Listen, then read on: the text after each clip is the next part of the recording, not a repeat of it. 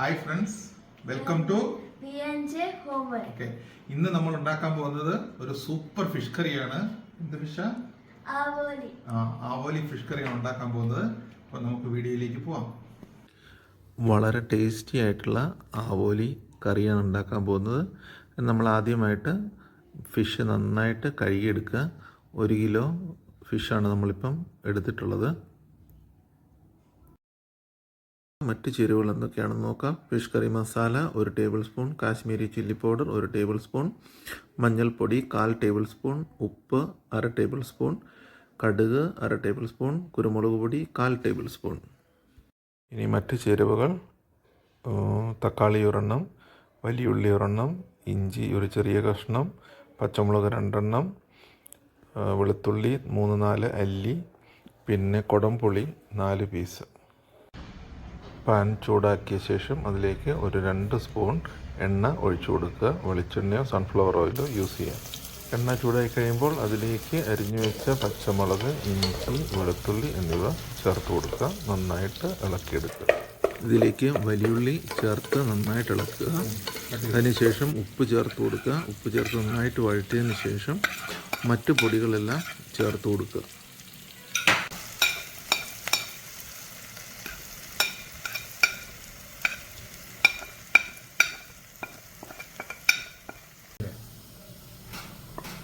ഉള്ളിയും പിന്നെ മസാലകളും നന്നായിട്ട് വഴറ്റിയ ശേഷം അതിലേക്ക് തക്കാളി ചേർത്ത് കൊടുക്കുക. ഇനി ഇത് നന്നായിട്ട് ഒരു കുഴമ്പ് പരുവാകുന്ന വരെ നമുക്ക് വഴറ്റിയെടുക്കാം.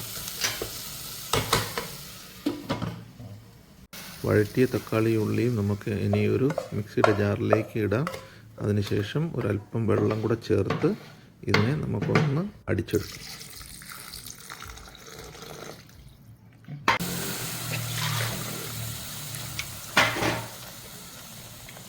ഇനി ഇതിലേക്ക് നമുക്ക് കുടംപുളി ചേർത്ത് കൊടുക്കാം. കഴുകി വെച്ച മീൻ ഓരോന്നായിട്ട് നമുക്ക് ഇട്ട് കൊടുക്കാം.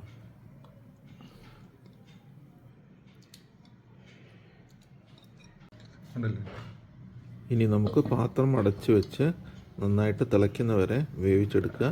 തിള തുടങ്ങിയാൽ ഉടനെ തന്നെ തീ കുറച്ച് വയ്ക്കുക.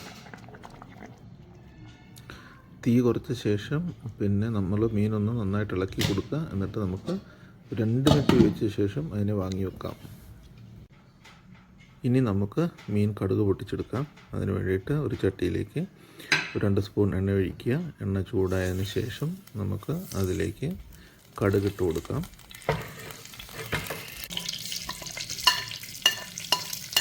കടുക് പൊട്ടിക്കഴിയുമ്പോൾ അതിലേക്ക് കറിവേപ്പില 2 തണ്ട് ഇട്ട് കൊടുക്കുക. കറിവേപ്പില നന്നായി മൂത്തതിന് ശേഷം അല്പം ചെറിയുള്ളി അരിഞ്ഞത് 3-4 ചെറിയുള്ളി അരിഞ്ഞത് ചേർക്കുക.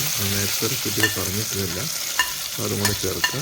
ചേർത്തതിന് ശേഷം നന്നായിട്ട് ഇട്ടതിന് ശേഷം നമ്മൾ മീൻ കഷ്ണങ്ങൾ ഓരോന്നോരോന്നായിട്ട് അതിലേക്ക് ഇട്ട് കൊടുക്കുക. അതിന് ശേഷം ബാക്കി ചാറും കൂടെ ചട്ടിയിലേക്ക് ഒഴിച്ച് വെക്കുക. എന്നിട്ട് നന്നായിട്ട് ഒന്ന് ചുറ്റിച്ചെടുക്കുക. അതിന് ശേഷം ഒരു 2 മിനിറ്റ് സിമ്മിൽ വേവിച്ചതിന് ശേഷം ഓഫാക്കുക. പിന്നെ കുറച്ച് നേരം തണുക്കാൻ വെക്കുക. തണുക്കാൻ വെച്ചതിന് ശേഷം നമുക്ക് ഈ കറി യൂസ് ചെയ്യാവുന്നതാണ്. നമുക്ക് ഈ കറി ഇപ്പം തന്നെ യൂസ് ചെയ്യാം. പക്ഷേ ഒരു ദിവസം കഴിഞ്ഞ് യൂസ് ചെയ്യുകയാണെങ്കിൽ ഇതിൻ്റെ ടേസ്റ്റ് അടിപൊളിയായിരിക്കും.